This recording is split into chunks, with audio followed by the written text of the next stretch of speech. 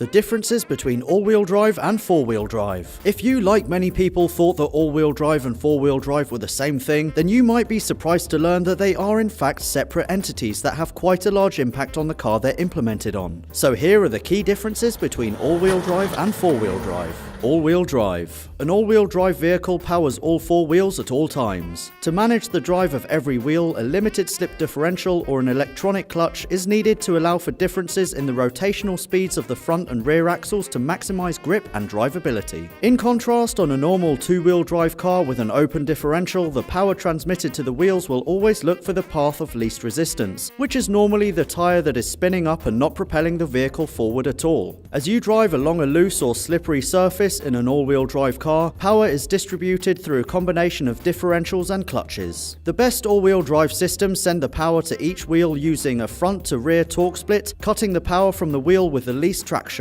This therefore creates the potential for remarkable progress over tough terrain. Manufacturers that produce cars that are specifically designed for regular off-road use will generally fit their cars with all-wheel drive systems. This means that, as a whole, they are amongst the safest and most capable vehicles on the market, with no need for driver intervention to select drive to every wheel. Four-wheel drive. Four-wheel drive is a term given to a temporary setting on a vehicle that can be switched on and off at the driver's discretion. This normally triggers a locked four-wheel drive system which mates the movement of the front wheels to the rear wheels, creating an exact split of torque between the two axles. This makes the vehicle more capable at off-road driving but can be dangerous once back on dry tarmac surface, where axles are not designed to rotate at the same speed. In normal cornering, for example, the inside wheels have to cover a smaller radius compared to the outer wheels. So if the axles are locked together, a car can easily push on with understeer in a corner. A compromise between the two is to have an all-wheel drive vehicle that features a locking differential. This means that you can drive within a safety net of an all-wheel drive system but can lock the power distribution in place for when the going gets really tough. Land Rovers are a good example. Another compromise that has grown in popularity in recent years has been a Holdex four-wheel drive system that alternates between drive for a single or both axles. This puts them under the banner of four-wheel drive, even though they're often marketed as all-wheel drive due to only stepping in once an increase in traction is needed.